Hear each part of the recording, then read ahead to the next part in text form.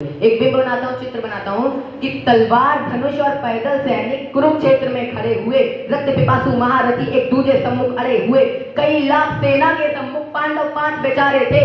एक तरफ थे योद्धा सब, एक तरफ समय के मारे थे। महासमर की प्रतीक्षा में, महासमर की प्रतीक्षा में सारे ताक रहे थे जी, और पार्थ के रथ को स्वयं केशव हाँक रहे थे जी। रणभूमि के सभी नजारे देखने में कुछ खास लगे। माधव ने अर्जुन को देखा, अर्जुन उन्हें उदास लगे। कुरुक्षेत्र का महासमर एक पल में तभी सजा डाला। 5 जन्य उठा, कृष्ण ने मुख से लगा बजा डाला। हुआ शंखनाद, जैसे ही सबका गर्जन शुरू हुआ, रक्त बिखरना हुआ शुरू और सबका मर्दन शुरू हुआ। कहा कृष्ण ने उत्पात, कहा कृष्ण ने उत्पात, और एक आंख को नीचे जरा, गांडी पर रणबाणों को मृत्युंजय को खींच जा। आज दिखा दे रणभूमि में योद्धा की तासीर, यहाँ इस धरती पर कोई नहीं अर्जुन के जैसा वीर यहाँ। सुनी बात माधव की तो अर्जुन का चेहरा उतर गया। एक धनुर्धारी की विद्या मानो चूहा कुतर गया।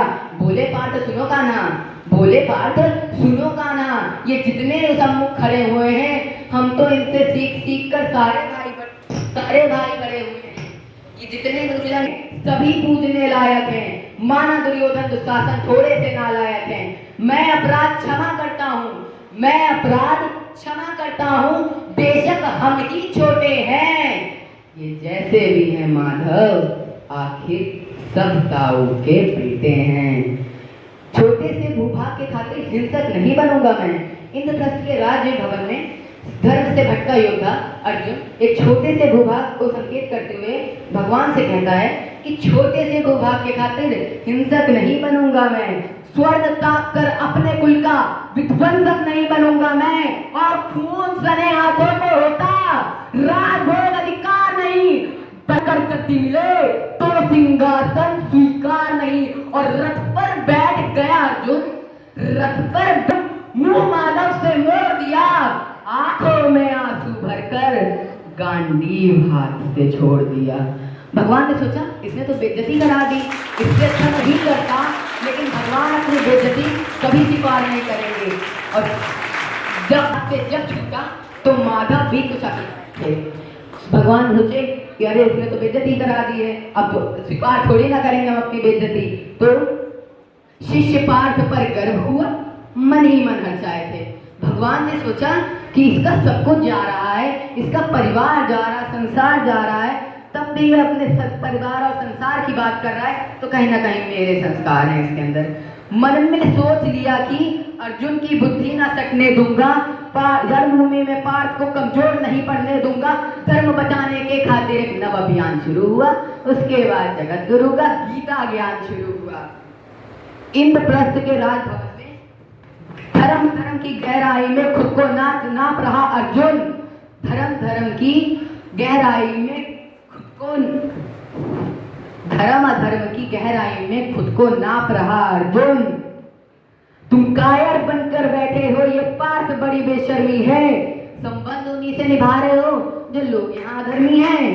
ये जीवन दीपक की भांति है, जो भी चलता रहता है, पवन वेग से बुझ जाता है, वरना जलता रहता है। मानव वश में शेष नहीं कुछ, फिर भी मानव डरता है। अरे वो मरकर भी अमर हुआ जो धर्म के खातिर मरता है। और अपनी बाणों की नोक जो इनकी ओर करूंगा मैं, देश मुझको मृत्यु के दो, उनसे पूर्व मरूंगा मैं। और देहदान योद्धा ही करता है, कि देहदान योद्धा ही करता है, ना कोई दूजा जाता है। और रणभूमि में वीर मरे तो शव भी पूजा जाता है।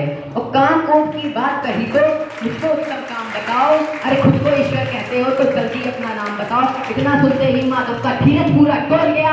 अरे 3 लोग का स्वामी फिर बेहद गुस्से में बोल गया, अरे कान खोलकर सुनो पार्थ, कान खोलकर सुनो पार्थ, मैं ही त्रेता का राम हूँ। कृष्ण मुझे सब कहते हैं, मैं द्वापर का घनश्याम हूँ। रूप कभी नारी का रक्त बदलता हूँ, धर्म बचाने के खातिर मैं अन्य वेश बदलता हूँ। विष्णु जी का दशम में परशुराम मतवाला हूँ। ना कालिया के बंदे में मटन करने वाला सुर और महिषासुर को मैंने जिंदा गाड़ दिया। नरसिंह बनकर धर्म की खातिर